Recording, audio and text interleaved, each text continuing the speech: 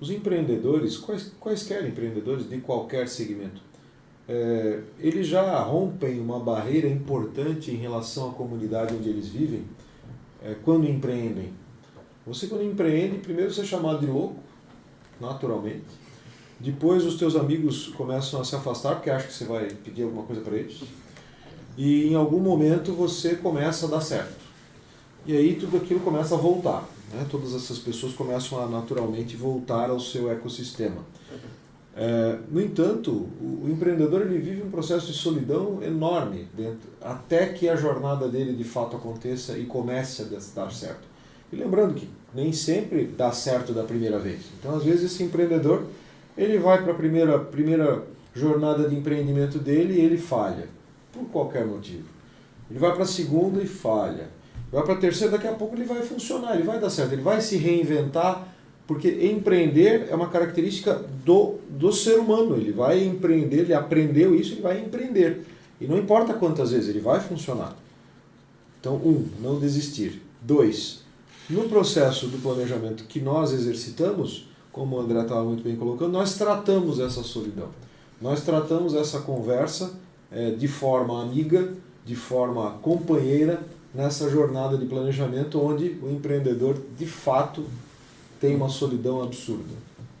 Acho que vale a pena falar sobre isso, porque quem já empreendeu sabe dessa solidão. Sim, é verdade. E André, o José acabou falando da parte interna, né, desse ambiente interno da organização, mas e no ambiente externo? O que a gente precisa avaliar, né, nesse cenário de análise? Nós vamos, quando a gente faz o olhar externo, a gente vai olhar para tudo aquilo que circula a organização. Então, nós vamos olhar para a nossa cadeia de valor, nós vamos olhar para os nossos fornecedores, né? Como nós estamos em relação aos nossos fornecedores, né?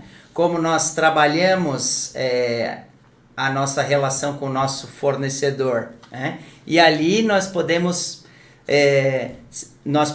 ter oportunidades, né? Ou nós podemos ter ameaças também, né? Nós devemos olhar também para os mercados que nós estamos atuando e verificar, né, que oportunidades eu tenho de evoluir com o meu negócio que eu ainda não explorei em determinado público, determinado nicho, ou que questões que eu deveria estar evitando, né, para não bater de frente com a concorrência desnecessariamente. Então eu devo estar olhando, né, do ponto de vista de suprimentos, do ponto de vista dos meus clientes potenciais, do ponto de vista da própria carteira de clientes que eu tenho, do ponto de vista do que eu posso oferecer, do ponto de vista político, do ponto de vista econômico, social, quais são todas, né, as oportunidades e as ameaças que eu tenho, né? E porque as oportunidades, eu quero potencializar elas com as minhas forças, né, que vieram lá da análise interna. Então, se eu tenho força que pode capitanear a oportunidade, é bom, né? Eu tenho convergência, eu tenho mais facilidade de capturar, né? E as fraquezas, eu quero trabalhar elas para que elas sejam cada vez menores, né? E as ameaças eu quero evitá-las, né, sempre que possível. E dessa forma eu consigo pensar um caminho melhor.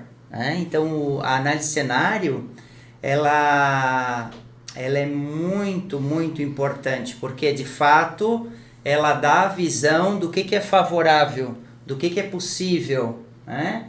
E a velha máxima é muito verdadeira, né? Nenhum vento favorável é quem não sabe a que porto se dirige. Justamente. Eu estava analisando, né, e pensando sobre a análise de concorrentes, né, que é uma análise externa que a gente faz, e pensando assim, por exemplo, numa empresa de segurança. Muitas vezes ela imagina essa empresa de segurança que faz segurança patrimonial, por exemplo, com pessoas mesmo, com vigilantes e tal, muitas vezes ele imagina que o concorrente dele é uma outra empresa desse mesmo segmento. Mas se ele parar para pensar, hoje em dia, ele pode pensar que uma empresa de tecnologia, que não tem nada a ver e que às vezes não está nem no Brasil ainda, vai substituir o serviço dele, por exemplo, por um cachorro com inteligência artificial, aquele cachorro robô. Então ele pode se preparar para isso, né? Ele pode pensar, ele para olhar para o negócio os dele, novos entrantes. os novos entrantes e assim de segmentos completamente diferentes que podem trazer dificuldades no as futuro. tecnologias disruptivas causam isso, né, Maurício? Justamente. Então muitas tecnologias disruptivas acabaram encerrando negócios, né?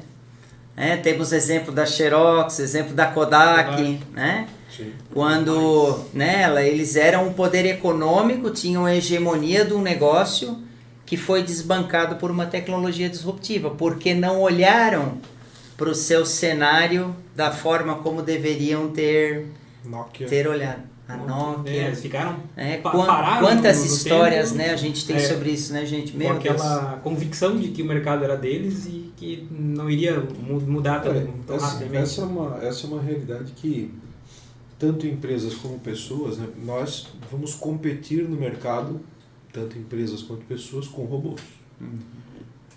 Inteligência artificial chegou com tudo, né? É real. Né? Sim, há serviços, assim, para quem trabalha com automação, que é o nosso caso em vários dos nossos clientes. Por exemplo, um inventário rotativo de estoque feito por drones. Nossa. Vocês já tiveram a experiência de fazer um processo de inventário manual? Já viram quantas pessoas são necessárias para isso? Nunca fiz, mas sei que é bem E difícil. compassível de falhas, né, Ricardo? A gente coloca 2, 3 drones dentro de um espaço de 25, 30 mil metros quadrados e aquilo se resolve em 40 minutos. É disso que a gente está falando. Né? E isso, da mesma forma, isso acontece para nós mesmo, como consultoria.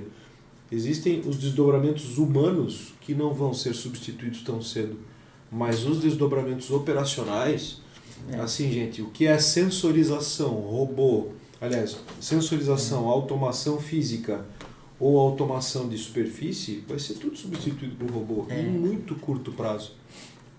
Ainda falando do controle do inventário, né, gente? Os RFIDs ativos, né, e a sensorização das áreas de estocagem, né, como elas melhoraram a confiabilidade do estoque lógico lá no sistema com o físico. Sim. E evitaram, né, aquele excesso de movimento e aquela energia toda, aquele esforço humano, né, complexo para não chegar no ponto de excelência que a tecnologia conseguiu chegar, né? Isso tudo ainda está muito frágil, né, sobre o aspecto da qualidade. Se a gente observar, até mesmo os nossos clientes, né, se nós observarmos a qualidade da informação sendo disponibilizada pelos sistemas de IoT para dentro dos ERPs,